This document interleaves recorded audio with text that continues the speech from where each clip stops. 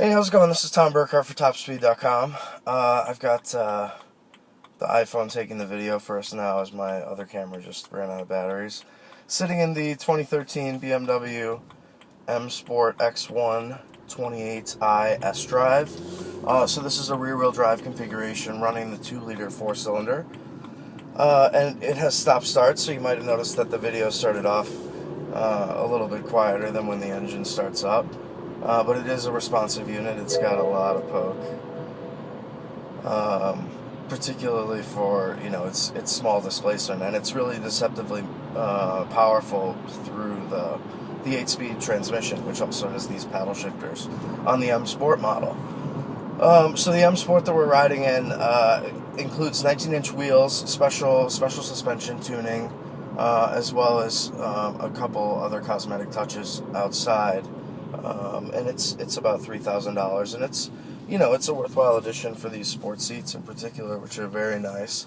The whole car feels really wrapped around you. I mean, it does have a lot of like bings and bongs going on, but it's generally it's really tight and sporty, as well as super practical. I was able to move a huge table today with the back seat folded down, as you might see still.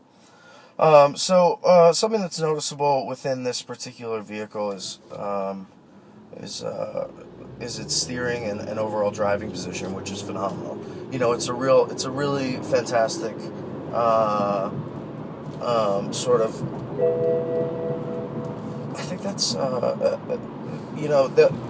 me get back to the driving position itself is great. It's one of those really adjustable, low and tight configurations with this compact and extra thick and leather wrapped wheel and M Sport spec that really melts around you. I've got plenty of room and a great dead pedal actually for my left foot, but also a comfortable place to rest my right leg against the console, which is respectively thick, despite this car being just the X1 version.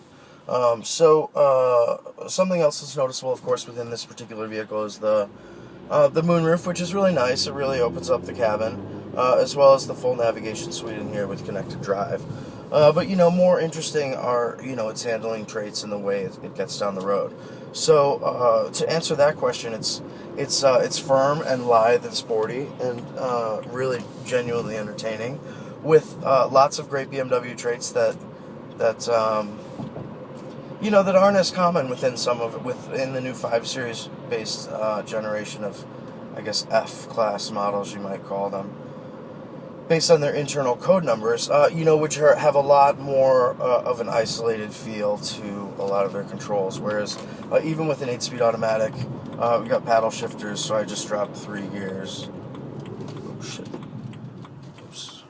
Sorry, it's a photo red light. I don't want to go through it.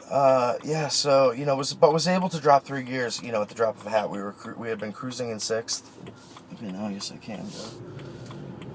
We had been cruising in 6th, and was able to get into 3rd when I thought I was going to bomb around that corner. But even so, I was obviously able to manage that. So some of the other tasty features within this vehicle, besides of course the seats, the steering wheel, the driving position, is the exterior design, which I know you can't see while we're out there, but it is really tasteful in this white M Sport trim. It's got a really meaty feel, and it's sort of like an extra sporty wagon stance about it, much more so than the X3 in particular, that is one model up. So this X1 is built in Leipzig, which is in Germany, versus Spartanburg for the X3 and X5, which are, of course, a huge export vehicle for BMW from the Spartanburg facility. And there are no, real noticeable differences in here. It does feel super solid in the plastics. There isn't much like give here in terms of its softness, but it's got a really textured and tasteful design, and the dash as well, and that you can't see as well, but it's got like a brushed aluminum plate, which is a nice, but it's like a dark tint, which is nice. It's not too tacky. We're driving through the center of town right now. And then, of course, automatic climate control and heated seats, automatic transmission, convenience